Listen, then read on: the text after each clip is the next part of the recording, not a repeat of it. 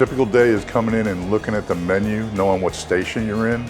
We have 7 stations here, so it fluctuates. You do not always do the same thing. Lots of cookies, lots of chocolate chip cookies. Today we've probably made about 60 dozen.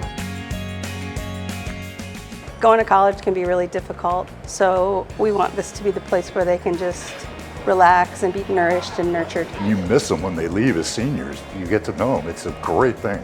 It's the best hours possible for someone with a family because I walk out the door when I'm scheduled out.